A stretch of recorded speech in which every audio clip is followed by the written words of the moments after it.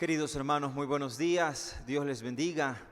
Bienvenidos a nuestro culto en esta mañana. Como es nuestra costumbre iniciar en la palabra del Señor, luego vamos a adorar conforme la palabra, luego vamos a meditar en la palabra y luego terminaremos nuestro culto en la palabra del Señor. Vamos a leer juntos lo que está escrito en el Salmo 17. Vamos a leer los versículos del 7 al 8. Es una hermosa palabra que el Señor tiene para nosotros en esta mañana para dar inicio a nuestro culto. Tú que salvas con tu diestra a los que buscan escapar de sus adversarios, dame una muestra de tu gran amor. Protégeme como a la niña de tus ojos, escóndeme bajo la sombra de tus alas. Qué hermoso. Que el Señor en esta mañana nos esconda bajo la sombra de sus alas. Que el Señor nuestro Dios sea con cada uno de nosotros y que Él nos muestre de su gran amor. Oremos al Señor. Padre, gracias. Alabamos tu nombre, Señor, y reconocemos que tú eres digno de ser alabado, digno de ser exaltado. Digno, Padre amado, que tu pueblo, tu iglesia se congregue en este templo para rendirte a ti todo tributo, todo el honor. Padre amado, gracias porque de una manera tan maravillosa, Señor mío, tu palabra nos enseña cómo debemos de orar. Señor, tú que salvas a tu pueblo, tú que salvas a naciones, tú que salvas al pecador arrepentido, tú que salvas a todo aquel que clama, a todo aquel, Señor, que reconoce que tú eres el Señor. A ti, Padre amado, también oramos en esta mañana y te decimos, danos una muestra de tu amor, una vez más. Una vez más, Señor, danos esa muestra de tu amor. Protégenos. Protégenos, Padre amado, como a la niña de tus ojos. Padre amado, escóndenos bajo la sombra de tus alas. Por esa razón clamamos, Señor, por nuestro hogar. Clamamos, Padre amado, por nuestras generaciones. Clamamos, Padre amado, por nuestra nación. Clamamos por Ecuador. Clamamos, Padre amado, para que tu pueblo se levante. Clamamos, Padre amado, para que seamos luz en medio de las tinieblas. Clamamos, Padre amado, para que podamos ser esa sal en medio de nuestra nación. Padre amado, levanta tu iglesia, levanta tu pueblo. Padre eterno, úsanos para la gloria de tu nombre. Úsanos, Padre amado, para que todos lleguen a reconocer que tú eres el Señor, que Jesucristo es el Salvador, que Él es aquel que murió y también aquel que resucitó. Que todo aquel que confiesa que Jesucristo es el Señor y que cree en su corazón que tú lo levantaste de los muertos será salvo. Padre amado, úsanos para la gloria de tu nombre. Nuestra nación te necesita. Ecuador te necesita. Señor amado, gracia. Pedimos gracia, favor. Pedimos misericordia, Señor, para nuestra nación. Pedimos, Padre amado, que seas tú levantando a tu iglesia, levantando a tus hijos, donde quiera que ellos estén, Padre amado. En sus trabajos, mientras ellos van, Señor, en el bus, mientras ellos van caminando, a los chicos que están en el colegio, a los que están en la universidad. Padre amado, pon pasión, despiértanos, Señor amado, con ese avivamiento que proviene solamente de ti, que proviene de los cielos. Señor, rogamos que el enemigo sea derrotado. Rogamos, Padre amado, que todas las artimañas y trampas del enemigo, por el poder del nombre de Jesucristo, Padre amado, confesamos la palabra, que las puertas del Hades no prevalecerán.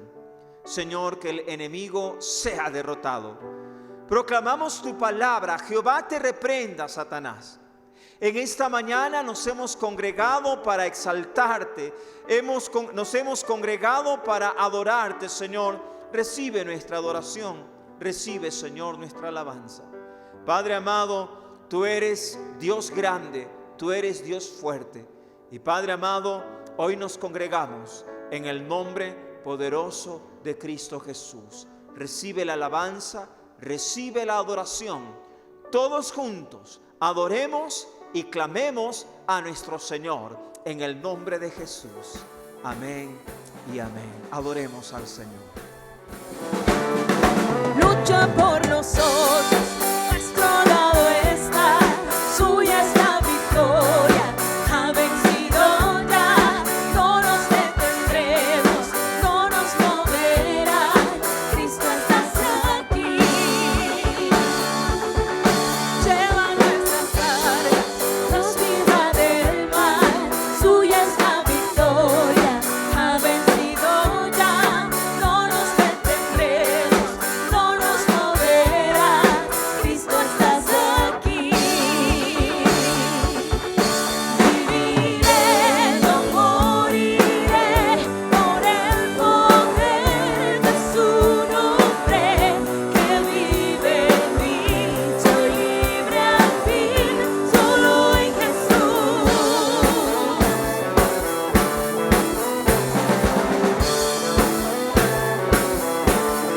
Lleva nuestras cargas, nos libra del mal, suya es la victoria, ha vencido ya, no nos detendremos, no nos moverá, Cristo estás aquí.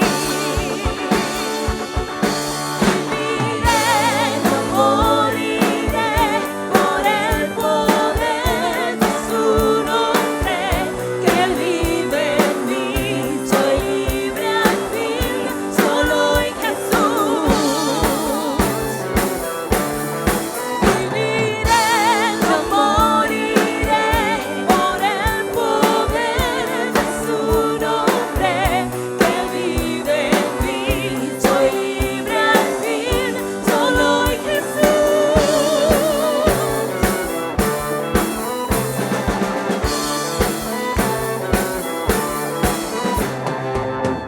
Padre Santo, sabemos que vamos a vivir por tu nombre. Sabemos, Señor, que ya tú nos has liberado de la muerte. Sabemos, Señor, que en este día nuestras voces se unen para alabar y glorificar tu nombre.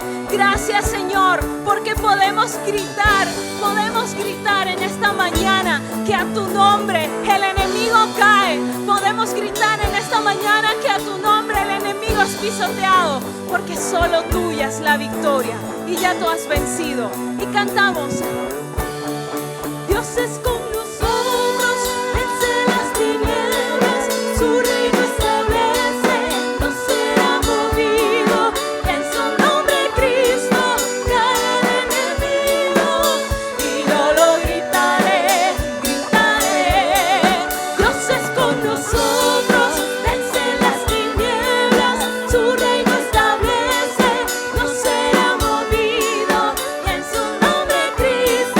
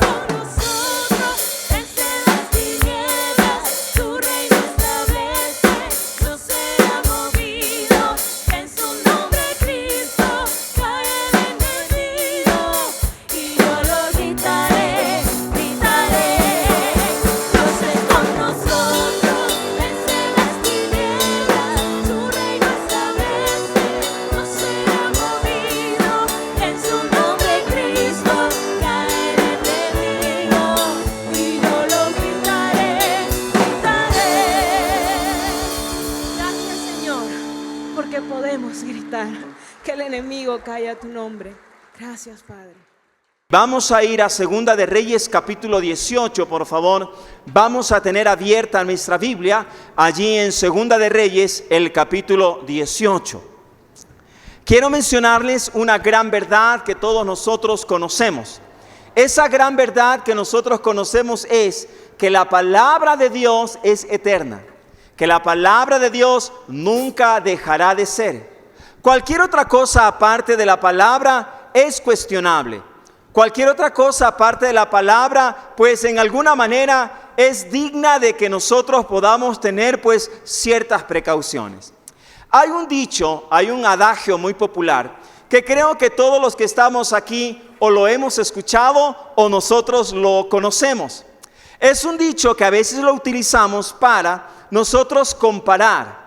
Cuando hay un padre que tiene una dudosa procedencia o cuando hay un padre que tiene una historia oscura y de pronto el hijo comete el mismo error o un error parecido, a veces decimos, ahí está, se parece a su padre. No lo decimos solamente de esa manera, sino que lo decimos con este adagio muy popular que dice, de tal palo. Muy bien, ¿verdad? Decimos, de tal palo, tal astilla. Así como era el padre, ahí está, ese es el problema, así es el hijo. Como era la madre, entonces, como es la madre, así es la hija. Pero déjenme decirles que aquello no es palabra de Dios. Así es que aquello constantemente es quebrantado, es roto, aquello no se cumple. Así es que para fundamentar esto que estoy diciendo, en esta mañana permítanme compartir con ustedes el tema, el rey bueno con un padre malo. El rey bueno con un padre malo. Y vamos a ver la vida de un rey que fue bueno a pesar de que tenía un padre perverso, un padre malvado. Este padre era un idólatra. El padre de este rey se llamaba Acaz.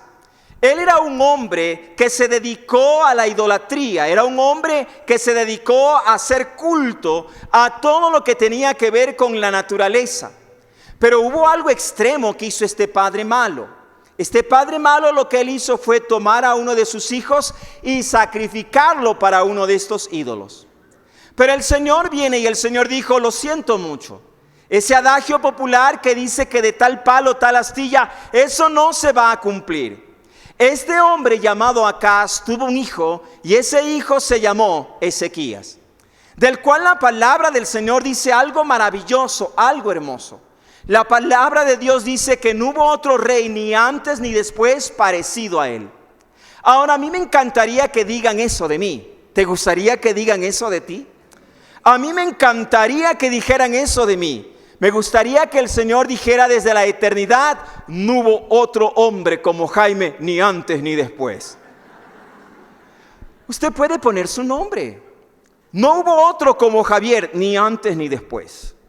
No hubo otro como María, no hubo otro como Esther. No hubo otro, ponga su nombre, ni antes ni después. Pero la idea es, ¿cómo puedo ser yo esa persona buena teniendo un trasfondo malo?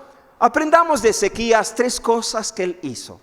Vamos a ir a la palabra de Dios en Segunda de Reyes capítulo 18 y vamos a leer los versículos del 3 al 4 porque aquí vamos a encontrar algo que hizo este hombre.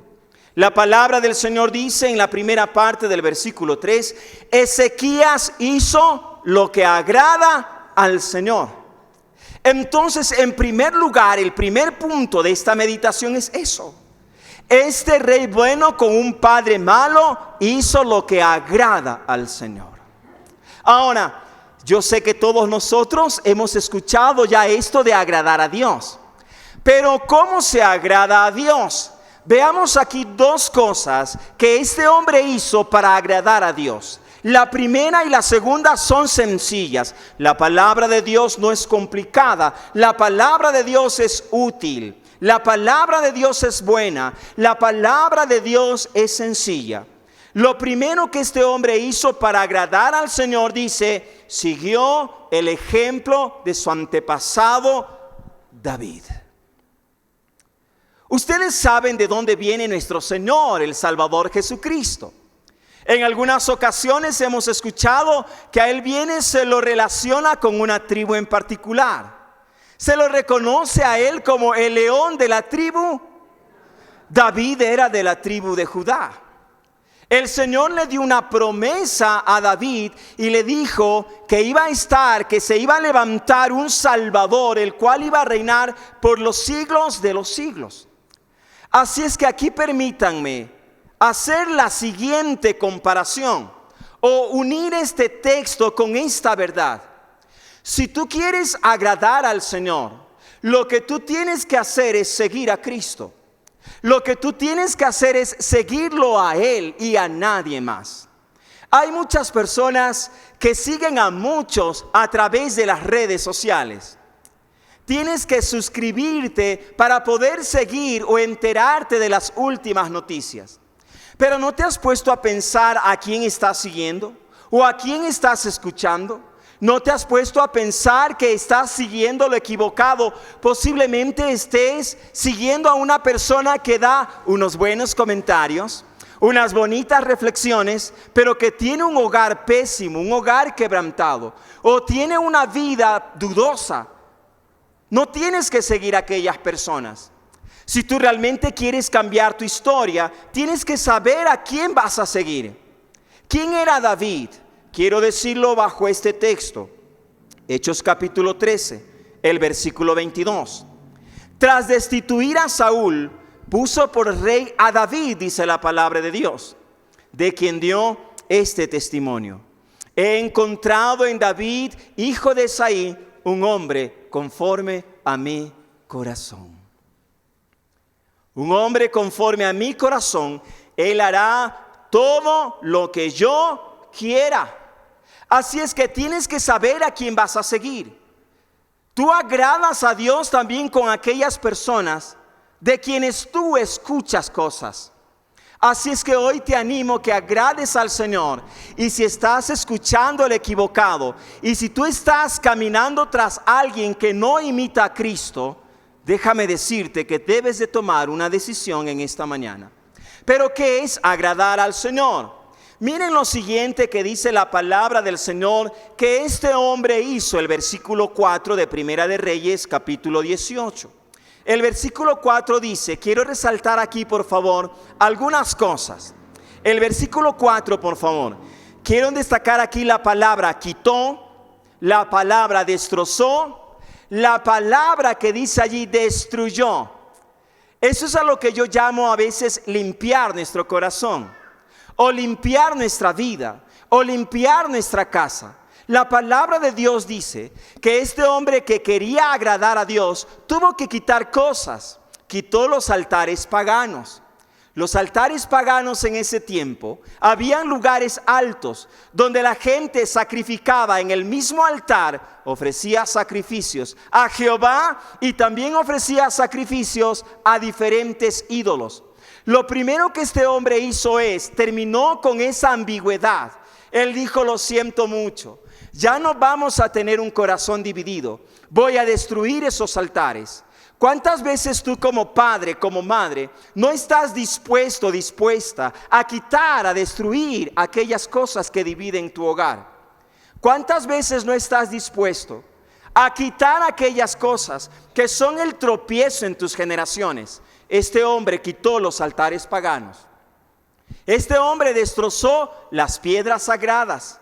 De pronto tú dirás, yo no tengo una piedra, pero si tienes un elemento que se ha trasladado de generación en generación, la veneras de una manera indirecta, la tienes allí guardada. De pronto tienes cosas que no deben de estar en tu casa, deben de estar en otro lugar. Tienes que estar dispuesto a quitar aquellas cosas. Quebró las imágenes de la diosa Acera. ¿Y saben qué? Este hombre también hizo algo tan particular. En ese tiempo había un amuleto, había un instrumento que dice allí que era la serpiente que Moisés había levantado, pues los israelitas todavía le quemaban incienso y le llamaba Nejustán. La palabra Nejustán significa, mis queridos hermanos, cosa de bronce. Cosa de bronce. Ellos estaban ofreciendo incienso, estaban ofreciendo su vida a una cosa de metal, a una cosa de bronce. Recuerdan la historia, ¿verdad? Esta serpiente fue levantada cuando el pueblo de Israel se queja en el desierto. ¿Saben qué? Ellos se quejan porque la comida para ellos les parecía insípida. Ellos se levantan y le dicen a Moisés, se quejan y le dicen: tú nos has traído hasta aquí para destruirnos, nos estás matando de hambre, esta comida es insípida, no es buena, no tiene sabor. El Señor estaba escuchando. El Señor dice la palabra que mandó unas serpientes. La versión Reina Valera, que Dios mediante la vamos a leer el próximo año. Este año estamos leyendo la nueva versión internacional. La Reina Valera dice allí unas serpientes de bronce, una serpiente ardiente. Serpientes ardientes. Me parece interesante esto. ¿Saben por qué? Porque eran serpientes venenosas que mataban. Pero el problema era que mataban en dolor. El dolor que infringían estas serpientes era tal que las personas no morían rápido, sino que morían, hermanos, después de una larga agonía. Entonces el Señor le dice a Moisés, después que el pueblo fue donde Moisés y se arrepiente y le dice: hemos pecado, ora al Señor para que nos quite esta plaga. Entonces el Señor le dice: hazte una serpiente de bronce y ponla sobre un asta, y todo aquel que sea mordido por una de estas serpientes y vea esta serpiente de bronce que está allí, no va a morir. ¿Saben que el arca de Dios, bajo algunas partes o por algún tiempo, estuvo media desaparecida? En alguna ocasión estuvo 20 años en la casa de un hombre, hasta cuando David la trajo a Jerusalén. Pero a mí me llama la atención que a través de los siglos esta serpiente de bronce aún estaba allí. Aún estaba allí. ¿Hay algo en tu casa que no debe de estar? ¿Hay algo en tu casa que tienes que quitar? ¿Hay algo que es el tropiezo por lo cual tú no puedes seguir? Es necesario que tomes una decisión si quieres agradar al Señor. Este fue un rey bueno con un padre malo, que lo primero que él hizo lo que agrada al Señor. Lo segundo que hizo este rey, queridos todos, es que él pone su confianza en el Señor. Segunda de Reyes 18. Versículo 5 dice: Ezequías puso su confianza en el Señor. Oiga, y me encanta mucho que luego dice allí Dios de Israel. Me encanta mucho de que ahora ponga ese énfasis en que no era cualquier Señor. No era el Señor de la esquina. No era el Señor que nos hace un favor. Pone su confianza en el Rey de Reyes, en el Eterno, en el Todopoderoso, en el Proveedor, en el que sana, el que salva, el que santifica. Pone su confianza en el Señor. Ahora, ¿qué es lo que hace una persona para demostrar? ¿Qué hace una persona para demostrar que confía en el Señor? Saben que todos los que estamos aquí hemos dicho esto: yo confío en Dios. Amén, yo lo he dicho. Pero ¿demostramos realmente que confiamos en Él? Hermanos, vamos a ver cómo este hombre demostró que confiaba en el Señor. ¿Cómo fue que este hombre demostró que confiaba en el Señor? La palabra de Dios dice: no hubo otro como él entre todos los reyes de Judá, ni antes ni después. Se mantuvo fiel al Señor y no se apartó de Él. Una persona que confía en el Señor es fiel. Es la primera característica. Es una persona fiel todo el tiempo. Hay muchas personas que son fieles cuando todo va bien. Esa fidelidad es cuestionable. Porque cuando todo va mal, entonces dejas de hacer lo que sostiene tu vida. Dejas de hacer los buenos hábitos. Entonces tu fidelidad es cuestionable. Tu confianza no fue genuina. Tu confianza no fue verdadera. Entonces tú eres fiel los domingos solamente cuando todo va bien. Pero cuando las cosas no marchan bien, te desapareces. O a veces sucede al revés. Cuando todo va mal, entonces vienes. Pero cuando todo iba bien, te desapareciste. Tu confianza es cuestionable. Tienes que ser fiel, te vaya bien o te vaya mal. Tienes que ser fiel en los días soleados como en los días tristes. Tienes que ser fiel en aquellos momentos de pérdida, pero también en aquellos momentos de ganancia. Toda la vida tienes que ser fiel. Lo primero dice aquí que él fue fiel, se mantuvo fiel al Señor y no se apartó de él, sino que cumplió los mandamientos que el Señor había dado a Moisés. Y aquí viene un secreto revelado. ¿Quieres que te vaya bien? Mira lo que dice luego. El Señor estaba con Ezequías, por eso tuvo éxito en todas sus empresas. En todas sus empresas. En todo lo que él empezaba a hacer, por cuanto él puso su confianza en él, no puso su confianza en el negocio. No puso su confianza en que me salga este negocio, en que yo firme este contrato. Pongo mi confianza en él. Cualquiera sea el resultado, pongo mi confianza en él, pongo mi confianza en la palabra. Pero tienes que saber lo siguiente: una persona que confía en el Señor está dispuesto a vivir una vida en libertad. Si tú dices que confías en el Señor, pero no estás dispuesto a vivir una vida en libertad, entonces esa confianza no es genuina. Este hombre, ya que confiaba en el Señor, es motivado a tomar una decisión. Una decisión que muchos podrían decir fue pésima. La palabra del Señor dice: se rebeló contra el rey de Asiria y no se sometió a él. No se sometió a él. Se rebeló contra el rey de Asiria, no porque a él le dio la gana, sino porque él tenía la confianza en el Señor. Él dijo: yo no puedo seguir por este camino. Pero déjame decirte que no fue fácil. La palabra del Señor dice, y te relato la historia, por favor, para que ya la leímos en esta semana, pero les vuelvo a recordar la historia. La palabra de Dios dice que él se revela. A lo que él se revela, Sennacherib, el rey de Asiria, se levanta contra Jerusalén. Había conquistado ya el reino del norte. El reino del norte, que tenía la capital Samaria. Ya había caído todo el pueblo de Israel del norte y había sido llevado a Siria al exilio. A otro lugar había sido llevado. Entonces, cuando Ezequías se revela, Sennacherib envía a todo su ejército a sitiar Jerusalén. Cuando él sitia Jerusalén, ¿sabe lo que hace Ezequías? Ezequías, como que él viene, se deja llevar por sus emociones, y él le dice a Sennacherib, le dice: ¿sabes qué? He obrado mal. Me encanta eso. Porque se ve un hombre que confía en el Señor y que lucha con sus emociones. Y la palabra de Dios no esconde la debilidad del hombre, pero sí hace ver cómo el hombre que confía en el Señor se levanta.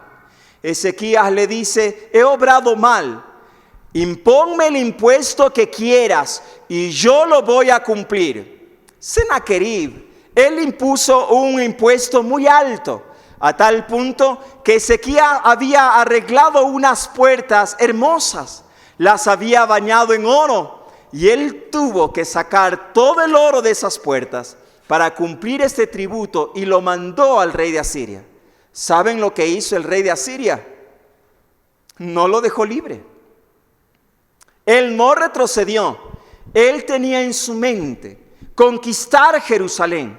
Pero Ezequías era un hombre que confiaba en el Señor. Y luego la palabra de Dios dice que cuando el rey de Asiria, junto a ese hombre, a ese súbdito, a uno de los más grandes del ejército de Asiria, lo mandó a hablar allá en Jerusalén, este hombre hace algo interesante. Prueba la confianza de Ezequías. Si tú y yo decimos confío en el Señor, tienes que saber, vas a ser probado. Y Satanás es experto para esto. Quiero decirte cómo obra el enemigo en medio de ese momento dubitativo, en ese momento cuando realmente debes de confiar en el Señor, porque déjame decirte que el enemigo puede usar lo bueno que hiciste para acusarte. Leamos la palabra del Señor, Segunda de Reyes, capítulo 18, versículo 19. El comandante en jefe les dijo: díganle a Ezequías, así dice el gran rey, el rey de Asiria, ¿en qué se basa tu confianza? Tú dices que tienes estrategia. Ahí están las palabras de él. Tú dices que tienes estrategia y fuerza militar, pero estas no son más que palabras sin fundamento. ¿En quién confías que te rebelas contra mí? Versículo 22. Y si ustedes me dicen, nosotros confiamos en el Señor nuestro Dios, ¿no se trata acaso, Ezequías, del Dios cuyos altares y santuarios tú mismo quitaste, diciéndoles a Judá y a Jerusalén, deben adorar solamente ante este altar en Jerusalén? Oiga, Sennacherib tenía infiltrados dentro del pueblo de Israel. Conocían las charlas, conocían lo que proclamaba Ezequías. Y él ahora utiliza esas mismas obras que él hizo en contra de Ezequías. ¿Qué manera? Tu confianza va a ser probada. Lo segundo que hizo este hombre es que ahora utiliza no solamente lo que él hizo, sino que ahora utiliza las propias palabras de Ezequías. Segunda de Reyes 18, 23. El versículo 29, por ejemplo. Así dice el rey: no se dejen engañar por Ezequías. Él no puede librarlos de mis manos. No dejen que Ezequías los persuada a confiar en el Señor, diciendo, sin duda el Señor nos librará. Esta ciudad no caerá en manos del rey de Asiria. 31. No hagan caso a Ezequías. No escuchen sus palabras. En el versículo 32, no hagan caso a Ezequías, que los quiere seducir cuando dice, el Señor nos librará. Siempre hay alguien en el hogar, siempre hay alguien que se levanta y dice, hay que confiar en el Señor. Por favor, confiar en Él significa que vas a ser probado. ¿Qué vas a hacer en ese momento? ¿Vas a dar marcha atrás o realmente vas a permanecer firme en la palabra? Ezequías fue un hombre que confió en el Señor, puso su confianza en el Señor. Y no puedo terminar este sermón sin terminar la historia, porque hubo una tercera cosa que Ezequías hizo. Oró al Señor y recibió respuesta. En medio de todo lo que él estaba viviendo, ¿qué hizo Ezequías? ¿Qué hace una persona que agrada al Señor? Una persona que confía en Él, ¿qué hace? Hermanos, es una persona que tiene una vida de oración. Él oró al Señor y él recibió respuesta. Miren cómo él hace. Segunda de Reyes, capítulo 19. Ezequías tomó la carta de mano de los mensajeros y la leyó. Luego subió al templo del Señor, la desplegó delante del Señor y en su presencia oró así. Y describe allí la oración de Ezequías. ¿Qué hacemos tú y yo cuando viene el enemigo y nos envía una carta? ¿Saben ustedes que hay personas que guardan documentos que les recuerdan el pasado? Guardan una foto. Oigan, guardan una cadena, guardan por allí alguna joya que les recuerda las historias del pasado, cosas de decepción, que cada vez cuando están en desánimo, lo que hacen es que leen aquello y entran en depresión. Ezequías no guardó ninguna de esas palabras. Ezequías no dijo: voy a guardar esta carta que me envían y la voy a tener allí guardada. Oiga, lo que se me viene a la mente es que muchas personas a veces tienen por allí pues un trauma emocional porque alguien les traicionó y tienen por allí guardado todavía cosas. Es el momento que tú las quites, es el momento que las saques. No te quedes con esas palabras. Ezequías fue allá. ¿Y saben lo que él hace? Dice la palabra de Dios. Él despliega todas esas palabras delante de la presencia de Dios. No se quedó con ninguna palabra del enemigo. No se quedó con ninguna palabra del enemigo. No te quedes con esas palabras. Ve delante del Señor y ora de manera diferente. No ores de la manera en que la estás haciendo, porque hay muchas oraciones que son en dolor. Hay muchas oraciones que no llegan delante de la presencia de Dios porque no tienen la manera adecuada, hermanos. Mire lo que la palabra del Señor dice. En su presencia oró así: Señor, Dios de Israel, entronizado sobre los querubines, solo tú eres el Dios de todos los reinos de la tierra. Tú has hecho los cielos y la tierra. Presta atención, Señor, y escucha. Abre tus ojos, Señor, y mira. Escucha las palabras que Sennacherib ha mandado a decir para insultar al Dios viviente. Luego, en la última parte del versículo 17, por favor, sálvanos de su mano, para que todos los reinos de la tierra sepan que solo tú, Señor, eres Dios. Me encanta, no dice para que todos sepan, Señor, que tú estás conmigo. No dice para que todos sepan, Señor, cuánto tú me amas. No dice aquello, dice para que todos sepan que tú eres Dios. La gloria, la honra y el honor solo para Él. Hay muchos que quieren ganar juicios solamente para que les digan: es que usted tenía la razón. Es que usted tenía la razón. Todo lo que le hicieron fue injusto. Pero este hombre ora al Señor y le dice: Padre, para que sepan que solo tú eres el Señor. Solo tú, Señor, eres Dios. No te quedes con las palabras del enemigo. Ora al Señor, pero ¿sabes qué? Espera con paciencia. Espera con paciencia la respuesta. ¿Cuál fue la respuesta de Dios? La palabra del Señor dice en 2 de Reyes 19, 32 al 34. Yo, el Señor, declaro acerca del rey de Asiria, dice el Señor: no entrará a esta ciudad, ni lanzará contra ella una sola flecha. No se enfrentará a ella con escudos, ni construirá contra ella una rampa de asalto. Volverá por el mismo camino que vino. En esta ciudad no entrará. Yo, el Señor, lo afirmo por mi honor y por consideración a David mi siervo. Defenderé esta ciudad y la salvaré. ¿Saben lo que el Señor hizo? Ese día, esa noche, envió un ángel. Ese ángel en esa noche, hermanos, le quitó la vida a 185,000 personas. Un ángel.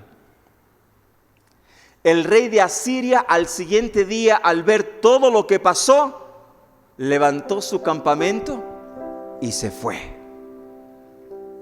Queridos hermanos, espera la respuesta de Dios. Pero déjenme decirles que hubo otra respuesta del Señor a Ezequías. Cuando tú haces lo bueno, cuando quieres agradar al Señor, cuando confías en Él y cuando oras, no significa que las cosas van a cambiar al siguiente día. Porque Ezequías tenía un pueblo y ese pueblo ahora tenía un gran problema.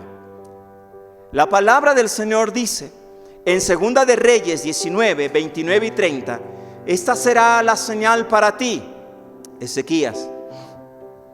Este año comerán lo que crezca por sí solo, y el segundo año lo que de allí brote. Pero al tercer año sembrarán y cosecharán. Plantarán viñas y comerán su fruto. Una vez más, los sobrevivientes de la tribu de Judá echarán raíces abajo y arriba darán fruto. ¿Qué significa esto? Hay la gran posibilidad de que cuando Sennacherib invadió al pueblo de Israel, ellos no pudieron plantar la semilla. Ellos no pudieron sembrar y no pudieron cosechar. Entonces imagínense a un rey que estaba al frente de todo y todo el pueblo decía: rey, ¿ahora qué comemos? Entonces el Señor, que lo sabía todo, viene y le dice a Ezequías: es verdad, no pudiste sembrar, pero yo soy el Señor de la tierra. Ese primer año tú vas a comer de lo que produzca por sí solo. Pero el siguiente año, ¿por qué no pueden sembrar? ¿Cuál es la razón que el siguiente año no pueden sembrar? Hay esta posibilidad. Hay un mandamiento en la palabra de Dios que dice así, lo pongo en mis palabras: la tierra tenía que ser sembrada 6 años. El séptimo año era un año sabático y en la tierra no se podía sembrar. Tampoco se podía podar las vides, no se podía hacer nada. Tenían que dejarse que crezcan naturalmente. Posiblemente el primer año ellos no pudieron sembrar por la invasión. El segundo año no pudieron sembrar porque era el año sabático. Entonces Ezequías estaba en esa disyuntiva. ¿Qué hago? ¿Quebranto el mandamiento del Señor para darle de comer al pueblo? ¿O realmente creo en su palabra, en lo que Él me dice, en la señal que Él me dice? El primer año de lo que crezca, el segundo de lo que de por sí dé, y el tercer año, entonces allí sí sembrarás y vas a cosechar, y entonces tendrás gozo. Una vez más tu pueblo será sembrado en mi presencia, echará raíces profundas, y una vez más tu pueblo volverá a dar fruto, echará fruto abundante. Qué hermosa señal. Que el Señor cumpla eso en nuestras vidas. El rey bueno con un padre malo que hizo 3 cosas. Lo primero, agradar al Señor. Lo segundo, confiar en Él. Y lo tercero, orar al Señor y esperar respuesta. Te animo a que hagas lo mismo. Te animo a que hagas lo mismo. Oramos al Señor. Les invito, pónganse de pie. Pónganse de pie, por favor. Vamos a orar al Señor.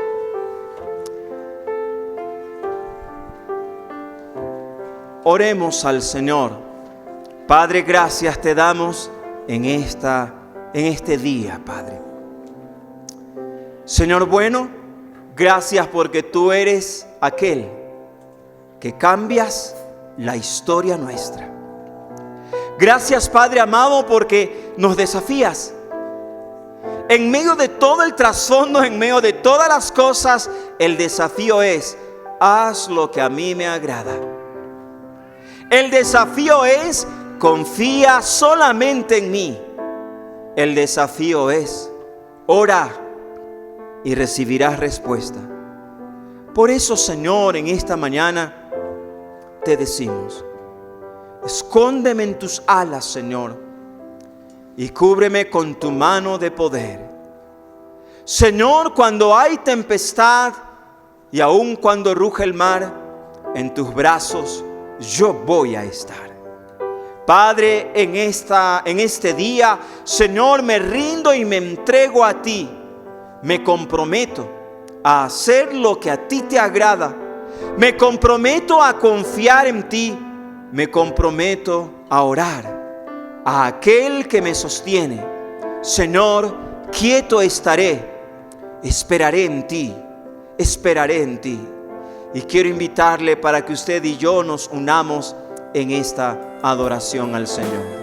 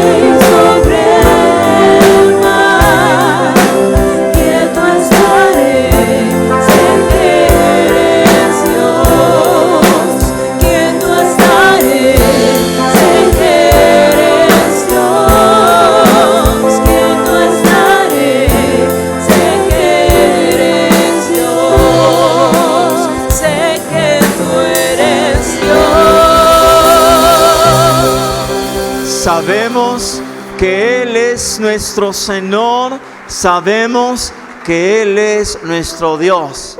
Bueno es confiar en Él.